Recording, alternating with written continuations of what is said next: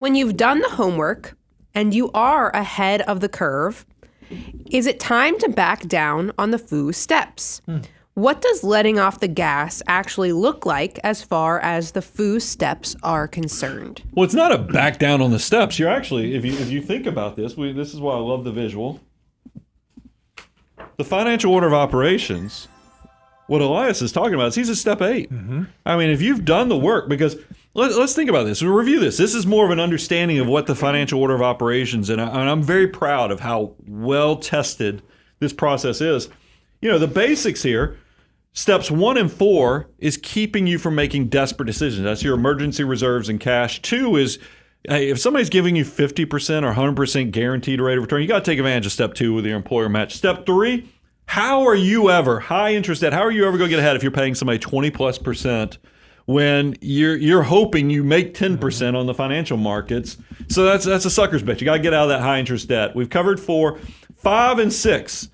Tax advantage investing. We think about Roth IRAs. We think about health savings accounts. We think about your maxing out your retirement plan. There's all kind of tax incentives that the government provides to really help you fast track your success.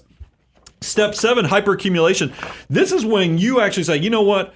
I have had this thing on autopilot where I'm just trying to save and build because it was tax advantage. I knew it was the right thing to do to kind of pay down the high interest debt, get the easy money in there. Step 7 is when you say, how will I use this? How will I actually, well, retire early? Am I part of the FIRE or FIND movement? Am I one of these people? How are my accounts structured with the 3-bucket strategy?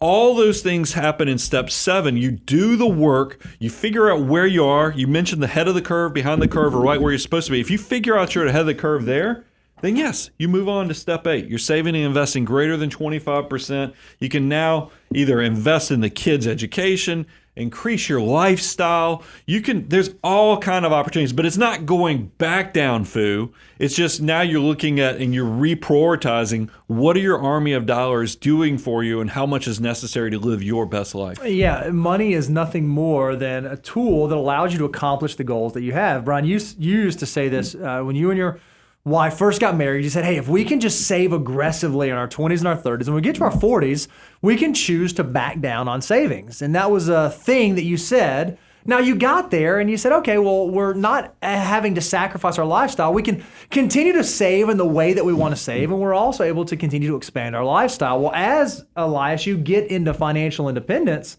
Once you know your number and once you've hit your number, you're at the beautiful place where you now have freedom. That's why it's called financial freedom, to spend your money and to use your money in the way that you want to use your money. So the financial order of operations is sort of the guide to get you to financial independence. But when you get to financial independence, that's where personal finance has to become incredibly personal. How do you want to use these dollars? How do you want to use them to accomplish the goals that you have? And if you reach financial independence and you're choosing to still work because you want to work and not because you have to work, do you have to max out your 401k at work? Well, maybe not. You certainly can. It's an option there. But once you are financially independent and financially free, you get to choose the what's, whys, and hows of your money. That's what financial independence is. It's independent of the rules that needed to be there while you were working up towards it. I will caution younger people, though, be careful disconnecting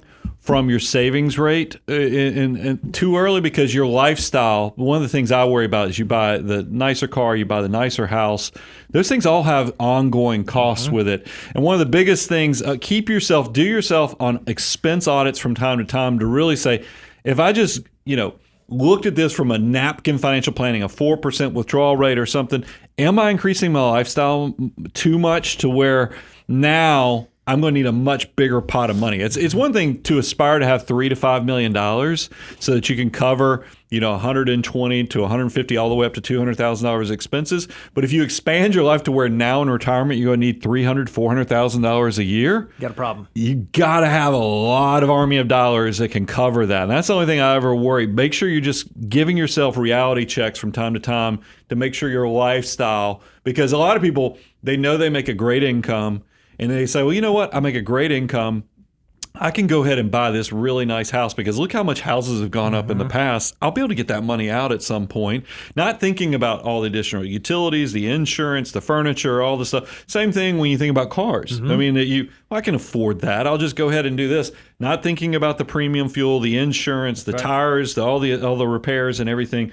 Just eyes wide open. Make sure that you're keeping everything connected because every action does have a reaction, and you just want to make sure you plan ahead and you go into this in a very sober situation and not just seeking those dopamine hits of, man, look how cool I will look in that house, that car, and you get disconnected from what your assets and your army of dollars can actually create for you.